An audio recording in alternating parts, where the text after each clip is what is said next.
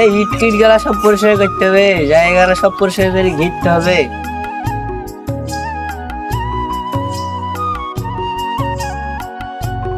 কেমন আছে বন্ধু?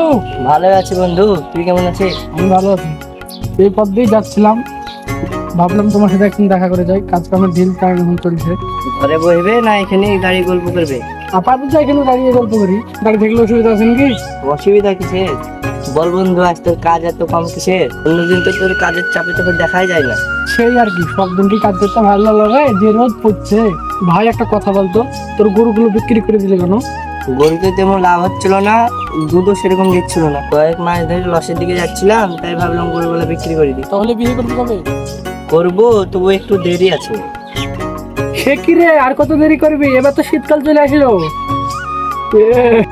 নতুন সংসার যে করবো, এই শীতেই করবো, তোমরা দেখতে পাবে। তার মানে কাউকে ঠিক করে রেখেছো নাকি? না না, সেরকম কিছু না, একটা জিনিস নিয়ে ভাবনা চিন্তা করছি। তেমন কিছু না, ওই শীতকালেই আমার সংসারে প্রবেশ করতে চলেছে। তবে আমাদেরকে জানাবো না বলছিস? আমি না তোর বন্ধু? জানালে হবে না, ও আমার সংসারে এসে সবার উপকার করবে। তাহলে সে সবাইকে দেবে নাকি?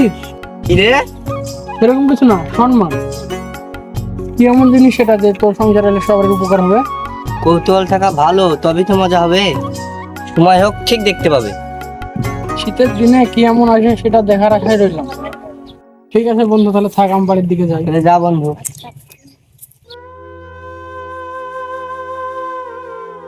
তুমি কি আর বাপের বাড়ি যাবো না বলে ঠিক করেছো?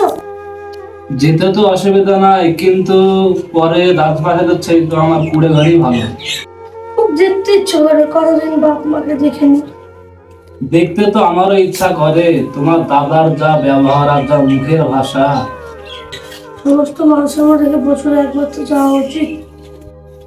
তোমার কথা তো অমান্য করতে পারেনি। তোমাকে নিয়ে যাব ঠিকই, কিন্তু তোমার দাদার সাথে কথা বলতে পারবো না। যেদিন যাবো সেই দিনে নিয়ে চলে আসবো। সত্যি দাদা দিন দিন কেমন হয়ে যাচ্ছে, এরকম ছিল না গো। ওরা সঙ্গ দোষে নষ্ট হয়ে গেছে, ওদেরকে মারের অভাব। যখন দেখবে বিপদে পড়েছে, মা বাবা সবার আগে বোঝেন। সেসব কথা বাদ দাও, একদিন যাবো, ঘুরে আসবো, মাঝে মাঝে খবর নেবো। আমি এখন কাজে যাবো, আমাকে খেতে দাও। তোমার ব্যবহারটা ঠিক রাখো উজ্জ্বল, তোমার কারণে গ্রামে খুব বদনাম। আমার বাড়িতে কেউ আর আসতে চায় না, ঘৃণায় ঘৃণায়। তাদের তো আসার কোনো দরকার নেই, তাদের কি নিজের কোনো বাড়ি নেই? তারা সারাদিন বাড়িতে এসে গল্প করে, সারাদিন বাড়িতে বসে বসে গিল আর আমাদের অন্ন ধ্বংস করা। তুই কি ভুলে গেছিস তুই কার বাড়ির ছেলে? আমি ভুলিনি, তোমরাই ভুলে গেছো। এটা পাড়ার লোকের কোনো আড্ডাখানা নয়। যাদের চা খাওয়ার বা গল্প করার দরকার হবে তারা পাড়ার চায়ের দোকানে যে করবে, সেটা আমার বাড়িতে নয়। তাই নাকি? তুমি তোমার বন্ধু বান্ধবী গেলে বাড়িতে আড্ডা মারবে, বাড়িতে বসে মাতলামি করবে, তাই তো? আমি তোমাদের একটা কথা শুনতে চাই না। তুমি এমন পর্যায়ে গিয়েছো, নিজের আত্মীয় স্বজনকেও খারাপ কথা বলছো। কেউ আর আমার বাড়িতে আসতে চায় না। ওই গরিবের বাচ্চারা আমার বাড়িতে এসে কি করবে? তারা গরিব হোক বা বড় লোক, তাদের মনটাই বড়। তারা যতই বড় হোক না কেন। তারা মানুষের নামে কলঙ্ক, তাই তো? আমি শুনে শুনে অভ্যস্ত হয়ে গেছি। দেখ, আজ থেকে আমি যা বলবো সেটাই হবে, তার থেকে বাইরে কিচ্ছু হবে না, কিচ্ছু হবে না। তুমি আমাকে কি ভয় দেখাচ্ছ? হ্যাঁ, আমি তোমাদেরকে ভয় দেখাচ্ছি। তোমরা যদি আমার কথা না শোনো, তোমাদের দুজনকে ঘাট ধরে বার করে দেবো।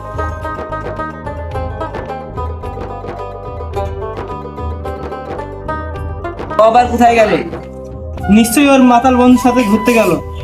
আমি বারবার বলেছি তাদের সাথে মিশি না। ছেলেটা দিন দিন খারাপ হয়ে যাচ্ছে, তার সাথে পরিবারটাও ধ্বংস করছে। এখন আর কিছু করার নাই, সারা জীবন এই দুঃখ নিয়েই চলতে হবে।